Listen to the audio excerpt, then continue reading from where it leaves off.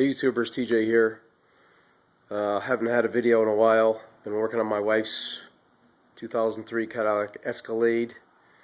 What happened was the number 4 valve spring broke at the intake side, and the piston hit the valve, bent the valve.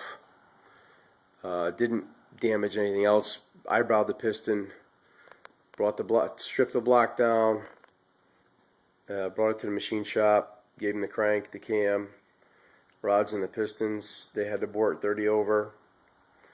I put everything together. I measured everything. They decked the block, 0 deck on the block. They cut the heads a little bit too. The lq9 motors have, I think, 10-to-1 compression. They run an LS1 camshaft. This is a 2003 block. There's the Escalade. It's in great shape. So any of you LS guys out there that have over 100,000 miles on it, do yourself a favor, change valve springs on it. These are LS1 valve springs. You get them on Amazon, like 60 bucks. And you could buy the LS valve spring on eBay, the installer, real cheap. It's like 40, 50 bucks. Do it. Do yourself a favor. Do it. Otherwise, you have a problem like I did. I do have a question, and I want to actually send a shout out to Mr. White LS1 on YouTube. That's Mr. White LS1. He has a lot of LS building videos. I've built quite a few engines. This is my first LS motor that I've built. I built quite a few big blocks and small block Chevys, a few Fords. This new torque to yield stuff's for the birds, but you got to do it. It's a real pain. So again, you got to use new head bolts. I have new GM rod bolts in here. I didn't go fancy. Again, this is just a stock rebuild.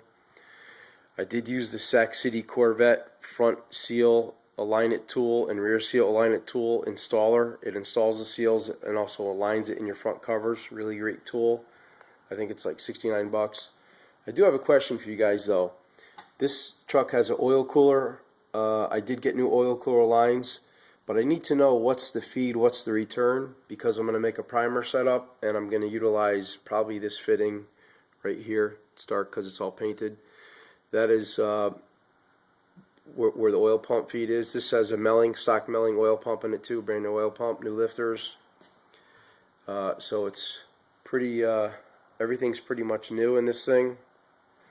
New valve job. Machine shop did me right. I'm in Connecticut. If you guys ever need a great machine shop, they're in Wallingford. It's called E&G Machine. Great place. They do phenomenal work. They grind their own cranks. Again, this crank did not need to be grinding.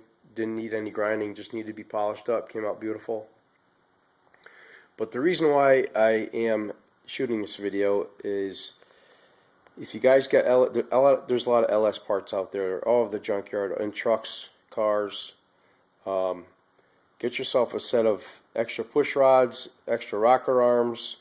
They're cheap.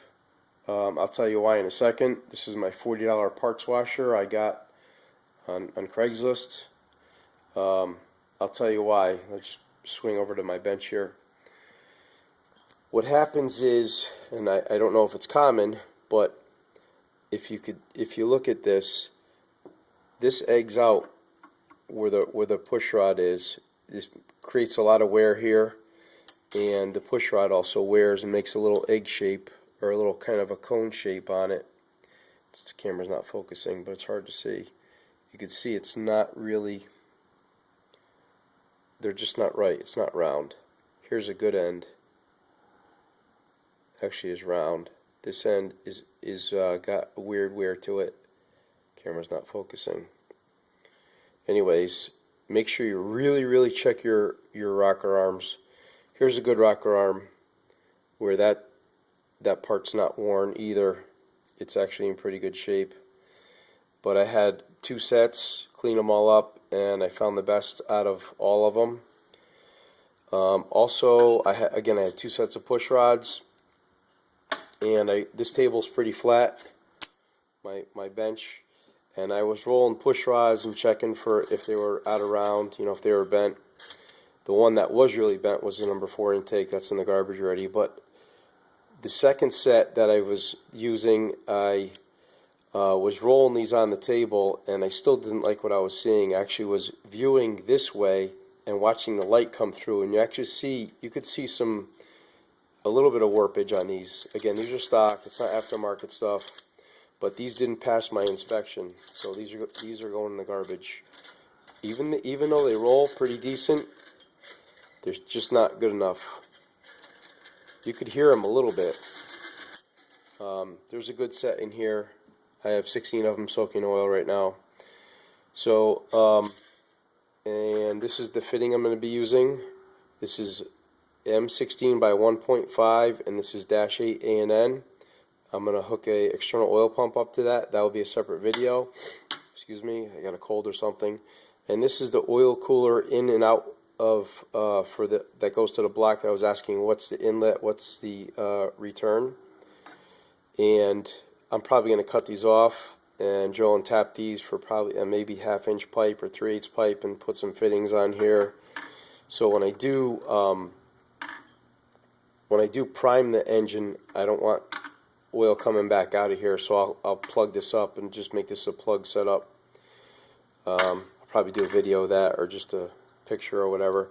But if you want to see a lot of pictures of my build, you can go on Instagram and search for TJS Performance. That's TJS Performance. There's a lot of pictures on this build of what I did, and the Sac City Corvette tools that I used. Really great tool setup. So if you haven't subscribed, please subscribe, and I'll shoot more videos coming up soon. Thanks for watching.